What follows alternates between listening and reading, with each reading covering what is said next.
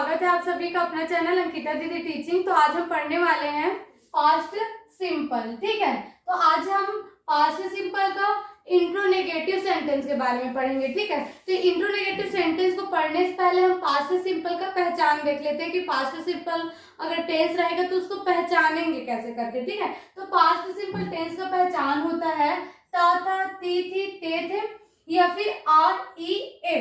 ठीक है, तो यदि आपको किसी भी वाक्य के लास्ट में जो शब्द होगा, ठीक है, तो शब्द के लास्ट का जो अक्षर होगा उसमें अगर आपको त था, ती थी या ते थे अक्षर दिखता है, ठीक है, तो आपको कौन सा टेंस होगा? वो पास्ट सिंपल होगा। ठीक है, और दूसरा है आ ई ए। तो ये आ ई ए लिखा हुआ आपको नहीं मिलेगा, बल्कि ये क्या होगा? आपका साउंड के रूप में होगा। ठीक है, ये क्या रहेगा? ध्वनि के रूप में होगा। इसको सुन के आपको क्या करना पड़ेगा? पहचानना पड़ेगा। ठीक, तो देखो जैसे कि वे पूछे, ठीक है, क्या बोल रहा है? वे पूछे, तो लास्ट में कौन सा साउंड आ रहा है? एक आ रहा है। ठीक है, तो ये आपको कौन सा टेंस हो गया? पास्ट सिंपल हो गया। ठीक है, वह बोली, वह बोली, तो लास्ट में कौन सा साउंड आ रहा है? ई का आ रहा है ना, तो आपको कौन सा टेंस हो गया? वो पास्ट सिंपल हो गया। ठीक है, हम सलाह दिए, हम सलाह दिए, तो लास्ट में कौन सा साउंड आ रहा है? एक आ रहा है, तो वो भी आपको कौन सा टेंस होगा? पास्ट सिंपल होगा। ठीक है, तो ये तो हो गया हमारा पास्ट सिंपल का पहचान। ठीक है, तो मैंने इससे पहले मैंने पास्ट सिंपल का इंट्रोगेटिव सेंटेंस पढ़ाया है। ठीक है, और आज हम पास्ट सिंपल का इंट्रोनेगेटिव सेंटेंस के बारे में पढ़ेंगे। ठीक है, तो यदि आप लोगों ने जो पास्ट सिंपल का और भी पार्ट है, ठीक है, इससे पहले 3 पार्ट और बन चुका है, तो उसको अगर आप लोगों ने नहीं देखा होगा उन वीडियो को, तो मैं उन वीडियो का लिंक इस वाले वीडियो के डिस्क्रिप्शन में डाल दूंगी, तो आप उसको देख सकते हो। ठीक है, तो अब पढ़ते हैं हम लोग इंट्रो नेगेटिव सेंटेंस। ठीक है, पास्ट सिंपल का। तो देखो इंट्रो नेगेटिव सेंटेंस, ठीक है, तो इंट्रो नेगेटिव सेंटेंस मीन्स क्या होता है? प्रश्नवाचक नकारात्मक वाक्य, मतलब ऐसा वाक्य जिसमें क्या शब्द भी आता है और नहीं शब्द भी आता है, मतलब ऐसा कोई भी वाक्य जिसमें क्या और नहीं शब्द दोनों आता है, वो आपका कौन सा सेंटेंस होता है? इंट्रोनेगेटिव सेंटेंस होता है। ठीक है, तो इंट्रोनेगेटिव सेंटेंस का सूत्र क्या होता है? हमेशा याद रखना, चाहे किसी भी टेंस का इंट्रोनेगेटिव सेंटेंस रहे, हमेशा हेल्पिंग वर्ब कहाँ आता है? सामने आता है। फिर आपका क्या आता है? सब्जेक्ट आता है। फिर उसके बाद आता है आपका नॉट। ठीक है, नकारात्मक है तो नकारात्मक को किसके द्वारा बताएंगे? नॉट के द्वारा बताएंगे, तो सब्जेक्ट के बाद क्या आ जाएगा? नॉट आ जाएगा। फिर उसके बाद आता है आपको वर्ब का फर्स्ट फॉर्म। देखो पास्ट सिंपल का जो अफर्मेटिव सेंटेंस रहता है उसमें वर्ब का सेकंड फॉर्म लगता है। ठीक है, लेकिन जो पास्ट सिंपल का नेगेटिव है, इंट्रोगेटिव और इंट्रोनेगेटिव सेंटेंस है, उसमें वर्ब का कौन सा फॉर्म लगता है? फर्स्ट फॉर्म लगता है। ठीक है, तो वर्ब का फर्स्ट फॉर्म आ गया, प्लस ऑब्जेक्ट। ऑब्जेक्ट आपका कुछ भी हो सकता है जो आपके कार्य को पूरा करने में मदद करता है, वो आपका क्या होता है? ऑब्जेक्ट होता है। ठीक है, जैसे मैं लिख रही हूँ, एक सेंटेंस है, मैं लिख रही हूँ, ठीक है, तो मैं लिख रही हूँ, तो इसमें सब्जेक्ट बस काम कर रहे हैं। ठीक है, मैं बस काम कर रही हूँ, लेकिन मैं लिखने का काम कभी पेन के बिना कर सकती हूँ क्या? नहीं कर सकती हूँ। ठीक है, तो मेरे को लिखने में मदद कौन करेगा? ये पेन करेगा। ठीक है, तो पेन मेरा क्या हो जाएगा? ऑब्जेक्ट हो जाएगा। ठीक है, मतलब ऐसा कोई भी वस्तु जो हमको कार्य करने में मदद करता है वही आपका क्या होता है? ऑब्जेक्ट होता है। ठीक है, तो ये तो हो गया हमारा फॉर्मूला। ठीक है, अब इसी फॉर्मूला को थोड़ा और डिटेल से समझते हैं, है ना, फिर उसके बाद सेंटेंस बनाएंगे। ठीक है, देखो हेल्पिंग वर्ब। ठीक है, इंट्रोनेगेटिव सेंटेंस में सबसे पहले क्या आएगा? हेल्पिंग वर्ब आएगा। तो पास्ट सिंपल में कौन सा हेल्पिंग वर्ब लगता है? डीड लगता है। ठीक है, मतलब आपको किसी भी सेंटेंस में यदि डीड दिखता है, मतलब समझ जाना कि वो कौन सा टेंस है?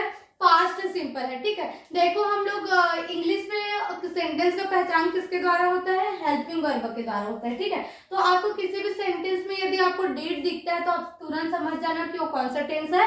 पास्ट सिंपल है करके। ठीक है, फिर उसके बाद हेल्पिंग वर्ब के बाद क्या आता है? जो सब्जेक्ट। तो सब्जेक्ट आपको कौन कौन सा होता है? देखो आई मीन्स क्या होता है? मैं। यू मीन्स क्या होता है? तुम। वी मीन्स क्या होता है? हम। दे मीन्स होता है वे। और ही मीन्स होता है वह, लेकिन ही मतलब भी वह होता है, और सी मीन्स भी क्या होता है? वह होता है, लेकिन ही का यूज किसके लिए होता है? लड़का के लिए होता है। और सी का यूज किसके लिए? सी वाला वह का किसके लिए यूज होता है? लड़की के लिए होता है। ठीक है, फिर होता है इट मीन्स यह। ठीक है, और यह किसके लिए यूज होता है? निर्जीव वस्तु के लिए। ठीक है, या फिर छोटे छोटे जीव जंतु के लिए भी हम इट का यूज कर सकते हैं, लेकिन नॉर्मली हम ऐसा वस्तु जिसमें जान नहीं है उसके लिए क्या यूज करते हैं, इट का यूज करते हैं, ठीक है। फिर आगे आपका नेम। नेम मीन्स क्या होता है, नाम। दुनिया में जितने भी नाम है वो सभी क्या आपको सब्जेक्ट है, ठीक है। तो आपको सब्जेक्ट के नाम में इतना ही याद रखना है, ठीक है, कि आपका सब्जेक्ट केवल इतना ही होता है ना। फिर आता है आपका नेगेटिव है, इंट्रोनेगेटिव है। तो नेगेटिव है तो नेगेटिव को बताने के लिए हमेशा क्या लगाना पड़ेगा, नॉट लगाना पड़ेगा। तो हमेशा याद रखना इंट्रोनेगेटिव सेंटेंस में नॉट किसके बाद लगाना है, आपको सब्जेक्ट के बाद लगाना है, ठीक है। फिर हो गया, और फिर आता है आपका वर्ब। वर्ब मीन्स क्या होता है, क्रिया। तो क्रिया का कितना रूप होता है इंग्लिश में, 6 रूप होता है, ठीक है।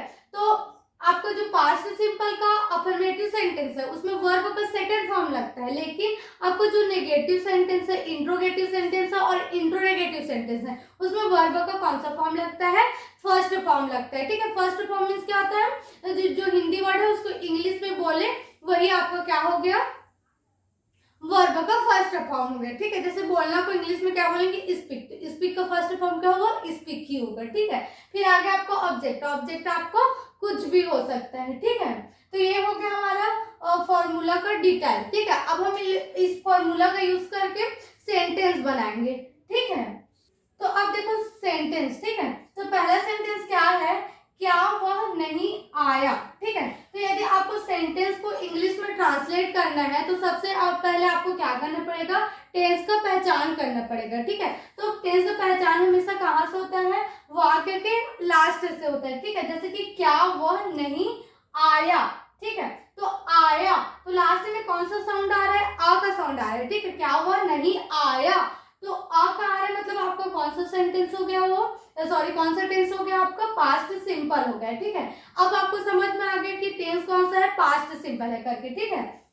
अब उसके बाद आपको क्या पहचानना रहता है, सेंटेंस पहचानना रहता है कि कौन सा सेंटेंस है, अफर्मेटिव है, नेगेटिव है, इंट्रोगेटिव है, इंट्रोनेगेटिव। तो देखो आपको क्या है, सबसे पहले कौन सा शब्द आया है, वाक्य के शुरुआत में ही क्या शब्द आया है। तो कभी भी वाक्य के शुरू में ही क्या शब्द आता है, मतलब वो इंट्रो रहता है, ठीक है।